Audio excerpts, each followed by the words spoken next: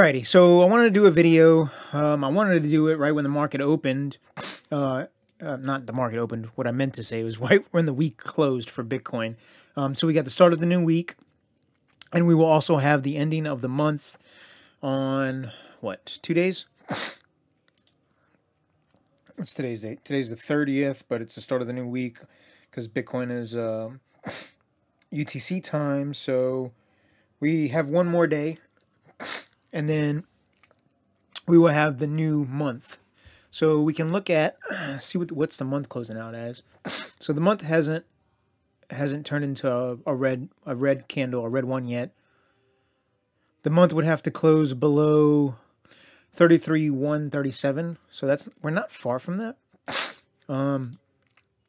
We didn't quite retest this 9. Do I think that's going to happen? So what I wanted to say was that, and I'd said it on my last video, that if we had this short term close below this longer term, that you would go ahead and you would close out your position, whatever position that you had in Bitcoin. If you were trading this based on 100% allocation of whatever you decided to trade, you had entered that trade. You had entered it a little bit. You had entered it 100% first, probably here, even though this was a 9. I mean, you could have waited. You definitely would have entered it here. You could have re-entered it again here, all the way in October at a price of 11,000, around 11,000. So if you exited that position, like I said, this strategy that I'm telling you doesn't necessarily get you out at the top. And I was relying on other indicators to get me out kind of relatively at the top, but the drop in Bitcoin has been uncharacteristic of the bull cycle. The one in 2017 for sure, here though is relatively similar. It's more like the one in 2013, but not exactly the same. But if you would have exited, you would have still been up 2x. You would have exited 15% of your position right here, right up here, based off of how this is traded. Right, you would have exited right here, so you would have had, you wouldn't have been, the 3.5, 350, say 50% or 4.5x. You would have been almost 300%. It bounced up, but it didn't quite break out. So total, your position probably would have been, your average probably would have been around 200% maybe. Your total, 3x. So yeah, not the 5x or whatever that you would have got, but that's the way you would have exited here. Now, I did say we had a reversal candle, but you're not re-entering. I mean, the long-term trend lines are closing down. There's an 8. We're most likely going to get a 9 on this following next week, unless I'll look through some other indicators, but we're most likely going to get a 9 unless price automatically rallies and we close above 46,450 next week. So that would be a massive run. I mean, it's not a massive run up, especially not for Bitcoin, but it would run up 30%. So, I mean, that's a big move. Overall, the commodities, silver, gold, oil, those are all look like they're about to break out. And if Bitcoin is an inflation hedge, because all that is breaking out with the all those are breaking out because the market as a whole is expecting inflation. So you're getting, and lumber too. I mean, lumber has already gone up. So if Bitcoin is that inflation hedge, it should also rally. So could we see a big rally back to this area? I said I think we would do that, and that would happen sometime in June based on this Ichimoku cloud that's about to come up on the daily. So I thought we would go into this cross. Now, does anything support that? I said our moving averages are going down. On the hourly, we did have a little bit of a rally on this 30 MA. Looks like we're breaking down. We did rally. The 4-hour, that hasn't really broken up. We're below. This is a cloud of resistance now with the way you trade the Ichimoku. I thought it would go into this cross by June. So maybe another 2 weeks. We'll have to see. Does anything support that? We can look at The funding rate is negative, which is good. It's still negative on the weekly, which means the market is net short. So we could see some price rally because I still don't think this is the end of the cycle. But with respect to the way, even though I don't believe this is the end of the cycle, and I still believe we're going to be, it's still going to follow the stock to flow model. And currently the stock to flow model, the major area of resistance on that is right around 30,000. So if we get a weekly close, I would say below 30,000, that would just be, I mean, the stock to flow model almost goes out the window. It's no longer valid. It was good for a whole pretty much 11 to 12 years, and then all of a sudden it broke. So, the way models work, it's kind of weird, or strategies work. It's like whenever nobody knows about them, they follow, and then as soon as they're released, it's like how effective they are or how valid they become. It's like it's broken. So the masses have known about this since I think early 2019. Yeah, early 2019. It was March, I believe, was whenever whenever this was first released for everybody. It was on Medium. I remember seeing it, and I thought it was super interesting. I still think, it's still valid. It's not broken. This, like I said, this is uncharacteristic of a bull cycle. We did get a pullback in 2013. We are down, I think, 65%. No, 53%. Sorry. Could we go down 65%? We could, but if we get, I'd be all the way down low 20s. I'm going to look at the weekly and see if we break down below this zero line, because that was, even though in 2017 we had that larger pullback, it really wasn't cemented until the CMF broke down. Now, we had other indicators, including those moving averages that said, hey, it's time to get out. But we'll see what happens. We are getting some CMF that's positive on the daily. The TD sequential is on a 4. This is obviously support. So could we break down? Could we see another massive sell-off?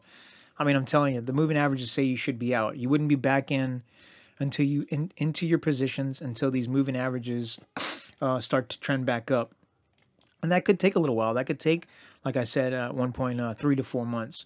Yeah, you would miss out potentially on 30 to 40% gains, but you would still get anywhere between, historically, if Bitcoin follows any one of the previous cycles, you would still get somewhere between 300 and 500% returns.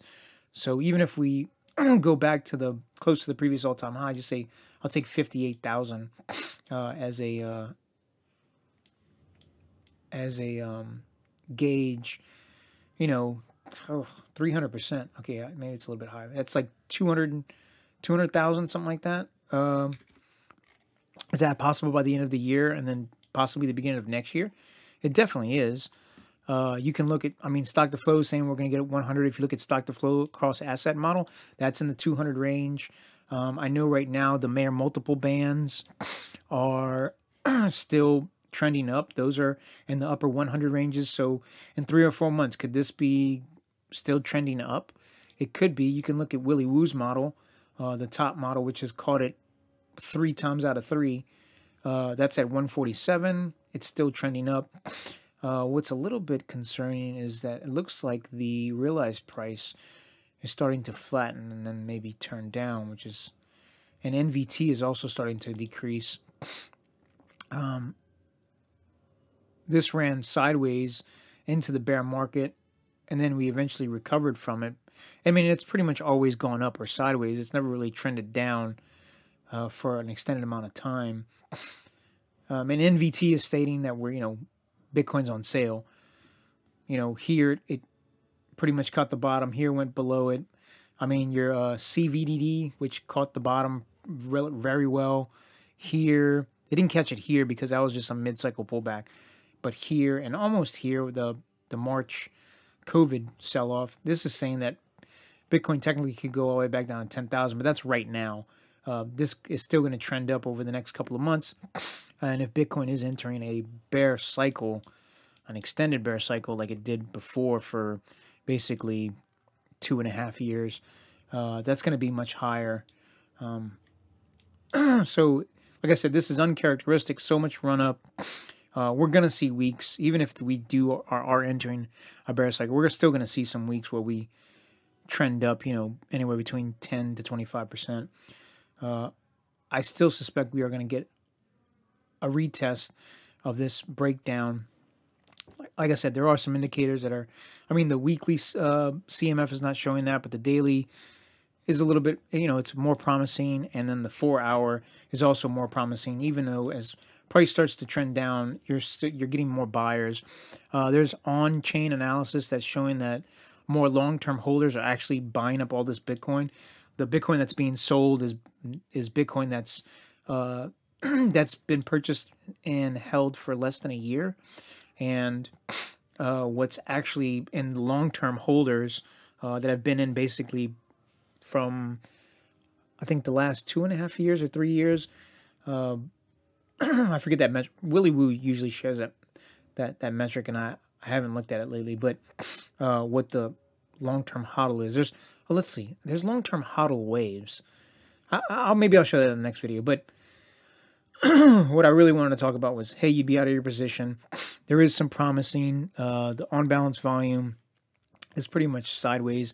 That's been sideways and neutral for the, for the last, I would say, last month.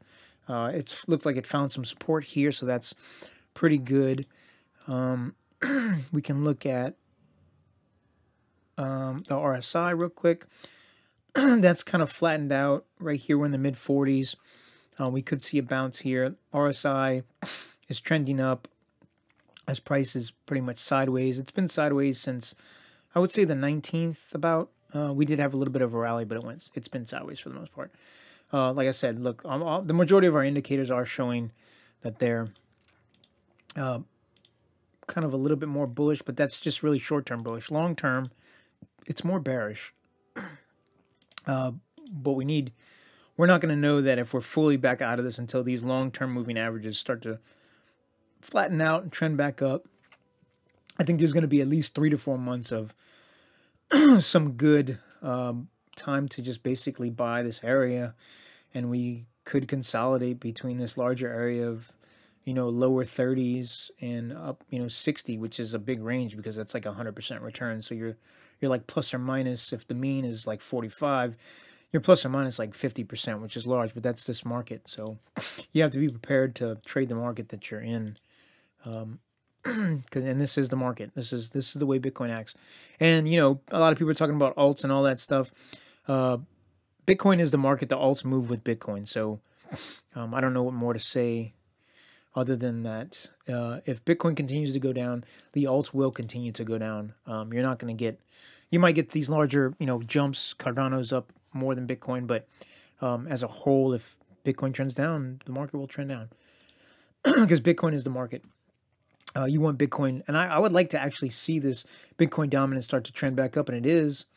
And until this starts to trend back up and create more dominance, you're not going to get more FOMOing into the alts, because what happens is people make larger returns with their Bitcoin, and then they start to look for larger returns as the bull cycle starts to end. Go towards more towards the end of its cycle, and then they pile into alts, and then Bitcoin starts to tremble down, and people are like in disbelief. They think their alts are going to go back up. We enter a bear cycle, and then their alts get smoked, because in a bear cycle, alts lose significantly more than Bitcoin. This was promising, looks like last week, or a couple days ago, last week, and then now we're trending down. So it's like false hope already started to build back up. Bitcoin was at 46 dominance, and then it's already lost 3. So people are still trying to put money into their alts, but maybe we need another dip down for them to get discouraged and just totally clean out, and maybe we get another dip down to 30. I think it's possible. It's definitely possible, because based on this strategy, and this strategy is good, we're going lower. So, and we have all these lower levels. This TD sequential, yeah, we broke the previous all-time high, but there's still levels here of 24,000, 20,009, which is right above the previous all-time high. That could definitely get retested. 1905 is below that, but I just marked that, and I started to put these lower levels back on my chart because they're definitely in play. So if you want to be safe, wait till these moving averages get up. Yeah, you might lose out on another 30 to 40%, but your fund, your cash will be safe. You don't have to worry. You can maybe sleep a little bit better at night, and just wait for it to come back up because the returns, as soon as this starts to become more bullish, are still tremendous. So save yourself from a potential another 25 to 30% drop. You're going to lose that, but then if it ends up picking up right where we are, you can still get another 30 or another 100% in the coming months. So,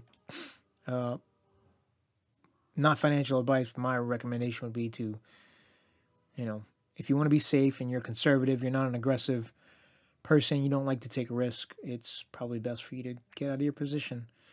Not financial advice, but that's what this is showing. So, but we can look at gold. I'm going to pull up silver because I think silver is going to outperform gold.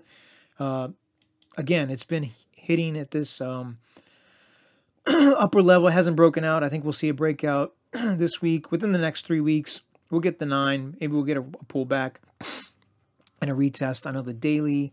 I know the gold was on a 9 daily. We're consolidating. As soon as we get a green candle closing above a prior green candle above this 9, it'll break out. I know the weekly was on a 9 as well. That's an indication. I mean, you could have sold your position 100%. Wait till this consolidates, closes above the prior week high, and then we're most likely going to run up. And gold, we're most likely going to run up another 3 to 7%, I would say, and test those previous all-time highs.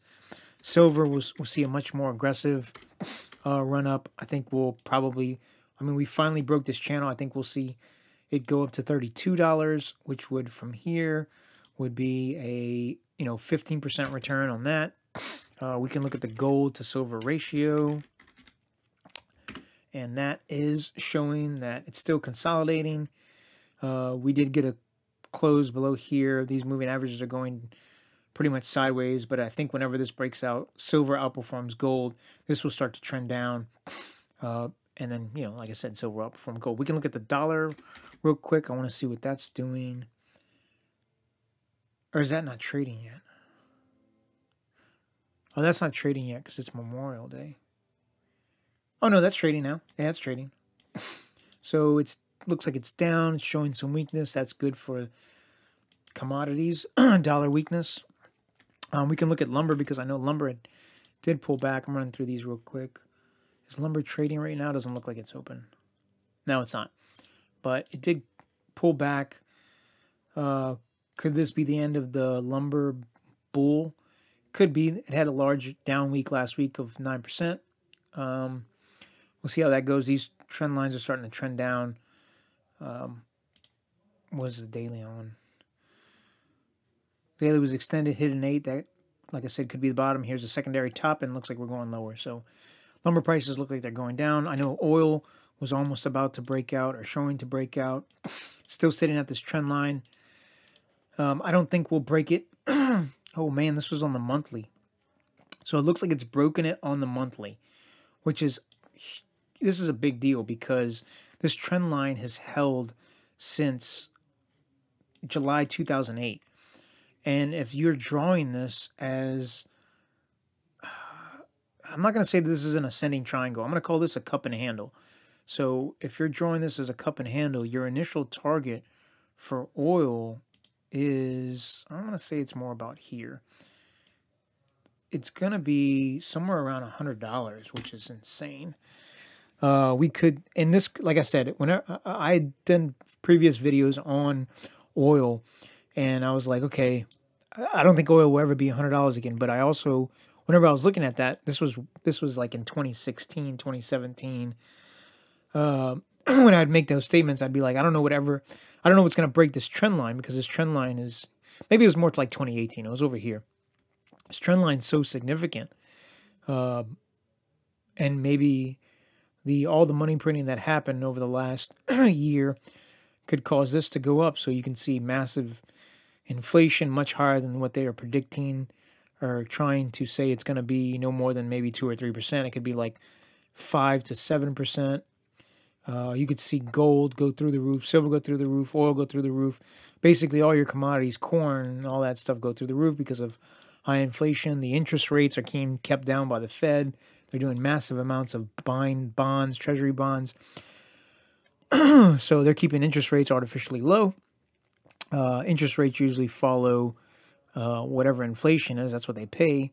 But I mean, you're seeing like a breakdown of total market. Like it's no longer free markets that are trading. It's massive amounts of liquidity and injection of stimulus that's could potentially throw these markets just off, and possibly could fuel Bitcoin to those highs. And if we get a Bitcoin ETF announcement, that would be huge. You'd see those moving averages move up rather quickly, I think, where buyers would start to come in aggressively. But we're month's not quite closed. This is where I drew it. We'll see what it is. This could be right on the line. This could be like a little micro adjustment on this 8. And then we would see what happens on the following month. But it looks like it's close to a breakout. But we'll keep on monitoring it. So this has gone much longer than what I wanted to. Take a quick glance at Bitcoin one more time. Looks like we're holding around 35,000. I'll pull up CMF real quick. On the weekly, it doesn't look promising. On the daily, any relief? Yes. On the 4-hour relief? Yes. So could we get a price jump? We could. Everything's kind of primed for a little jump. Hourly doesn't look great. Looks like we could possibly break down, but if we do break down, I don't think it would be that much.